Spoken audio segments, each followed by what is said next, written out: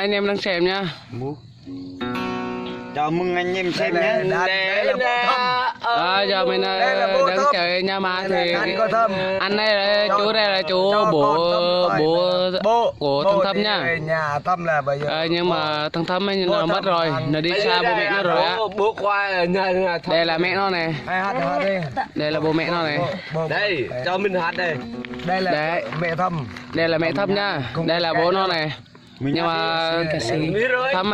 mà Thâm đi xa bố mẹ nó rồi, nó xa bố mẹ nó rồi.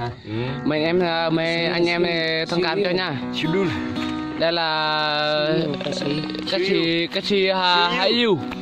Tâm một giờ lại nha. Các chị tâm một giờ lại hãy yêu. Đây là hư hết rồi. Rồi ok. Đây là con mã này là đơn là còn nguyên thôi. Mình tâm một giờ lại nha anh em ơi. Còn nguyên mà con xong là đẹp. Đây mẹ nó hát cho con nó một bài nha. Mấy anh em mình đang nghe nha. Đây bố chào Thâm này. Đây là bố Thâm đang đánh cho mẹ nó con nó nghe. Thầy con đi. Được rồi ok. Con nó đi xa rồi, xa bố mẹ nó rồi. Đi ở trong đất rồi. Đi không? Đi nước ngoài rồi. Đi đất lơ rồi. Nàyเรามีทับgitu macam baik kan besar kono Tết mẹ các Em hẹp Con ơi. hả hẹp tàng.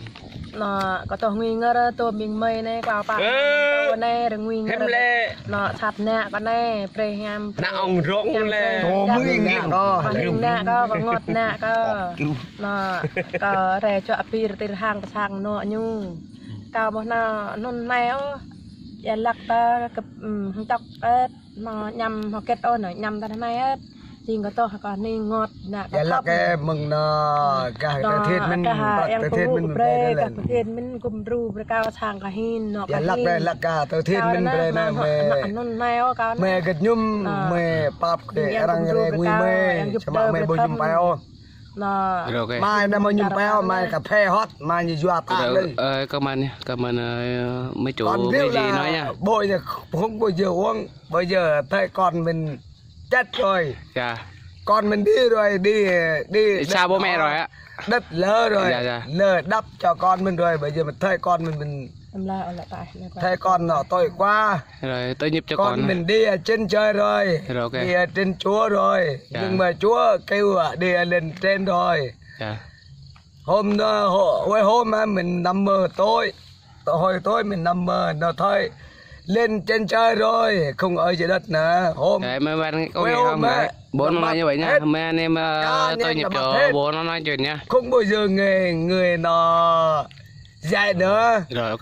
Nó nằm như người ta chết. Cái bố mẹ. Dạ người là như nó như thằng luôn, như thằng mình đâu bê ba. Như cái thằng luôn. Okay. Đây dạ đây.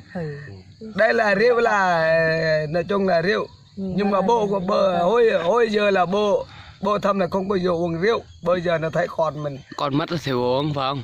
Con mình con mất thì bố phải uống phải không? Chế xa với bố. Trẻ em mình phải không? Trẻ em mình phải không? Bố tất cả bây giờ bố. Cái gì là con là bố. Uống hết. Rồi ok. Muốn đi theo về bố. Rồi ok. Muốn đi theo về con. Rồi ok. Hôm trước là bố nó thương con mình. Bây giờ này đây là không phải là rượu của bố đâu, rượu là rượu Tư Thiên. Tiền Tư Thiên. Đấy, mấy ngày đang xem có nghe không? Con mình bố có Thâm nói chuyện nha. Bây giờ mình uống luôn. Anh em đã đóng góp cho gia đình trong tôi. Rồi. Bây giờ tôi thương bố con tôi. Con tôi thương tôi. Còn xong là thương nhất bố. Mẹ là nó không thương. Bây giờ nó thương bố. Nó nói bố đi. Ngày nào là có lúc không có rắn là ngày Chủ nhật là không có đi. Lúc rắn là ngày Chủ nhật là bố đi thằng Thâm nó thằng Thâm mất rồi bố nó đang kể lại con tôi. Lúc thằng Thâm còn sống nha mấy đứa ơi. Ông trời thương nó. Chúa Giêsu mang lên trên trời rồi. Nó không có tội gì nhưng con người còn sống người ta đánh nó Chúa tha thứ hết rồi. Okay. Chúa mang đi ở trên trời rồi. Nay nằm mơ là đi ở trên trời rồi. Không ở với bố nữa. Đi trên trời bà bài bố rồi. Tội quá còn mình nhưng con đi xa bố rồi. Bố đi thì sao về con thì sao về bố rồi, nhưng bố là còn ở trong với người mình là còn dính trên đất này là nặng nề lắm. Còn bố là đi chúc hàn rồi thương con tới qua còn thầm thôi, tôi uống chúc còn nè. Thôi uống đi chú. Rồi cảm ơn mấy người đang xem bố thằng Thâm uống rượu nha. Đành đi. Chào mấy anh em, mẹ thằng Thâm đang hát cho Thâm hát mong bảy nha, hát cho thằng Thâm nha. Hát cho thằng của con nó thằng Thâm á. Ao hộ đây là. Ở đây. Giờ bố nó đang nồng lắm thì nó cởi ra quần áo luôn. Nhưng mà người nó bình thường thôi, giờ mà nó nóng lắm á thì nóng quá thì nó cởi ra hết quần áo luôn. Ở đâu? Chào anh em đang xem nha, chào mấy anh em đang xem nha. Bắt đầu. Chào mấy em đang xem nha, giờ mẹ thằng Thâm hát nha. Đi thôi. Đi thôi. Đi thôi.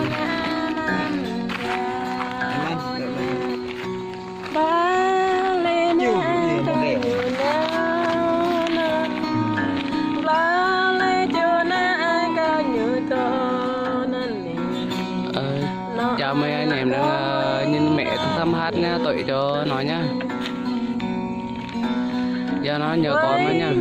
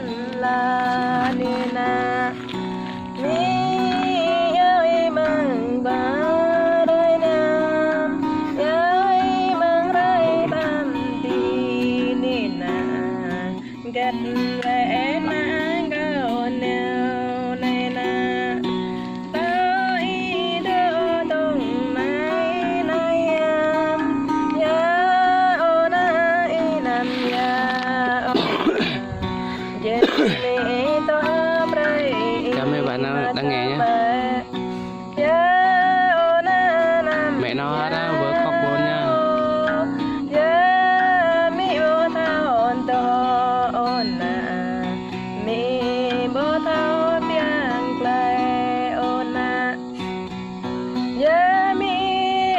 Chào dòng tê đang lăng hả?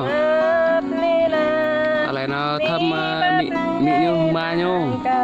Như to nó lệ nạ nhô, như rừng ngọt nạ nhô. Mai bẹ đơn mị quay to, ta lấy rừng ngọt nạ như lệ. Chào dòng tê ta mượn vẹ nào mị mày to, để nó nạ như thâm này. Ô ta thôn này nè nè, giờ kết này bơ làm này, các lứa đây rên sang ý nè nè, cả con rẽ rầm sang nè, ô nè ô bên bắc măng, mị rẽ chua rẽ pi rẽ, ô mị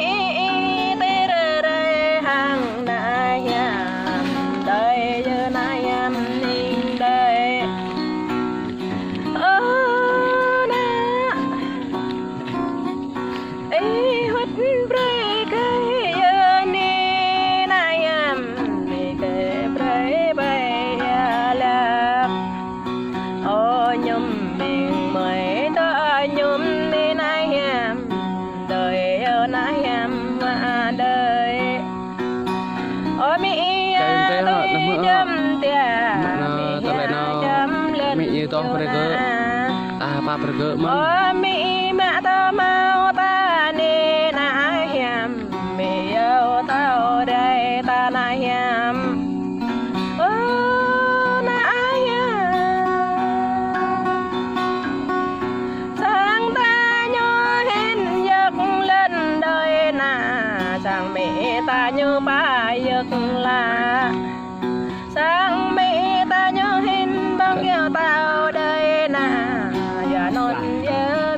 tự ya grao bồ thao mao ô sang ba ba nhập ta ni chào mừng em đang xem nhé.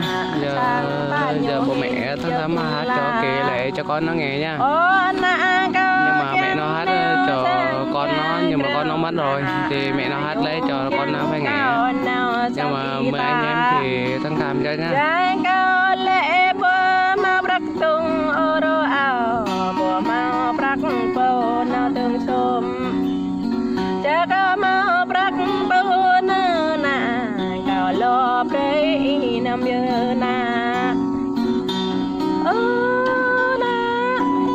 Mẹ nó hát như vậy thì anh em nghe thì tôi nhịp cho lắm vào.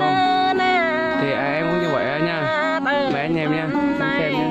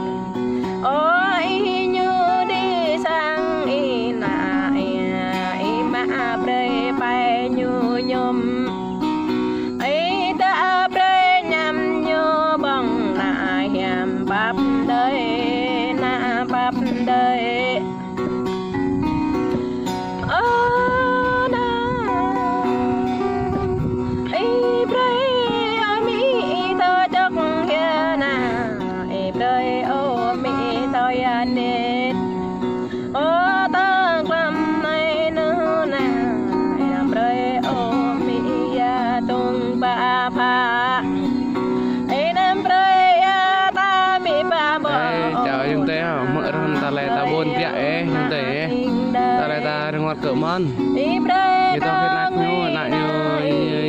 nhu nhại cỡ ta là bắp cỡ tụi mình như đừng ngọt cái nạ nhu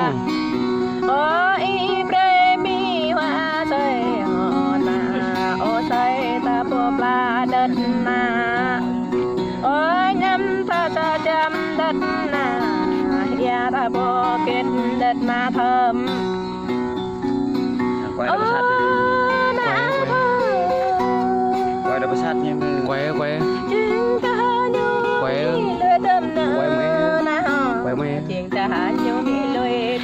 này đi đi nữa bố quay mẹ mình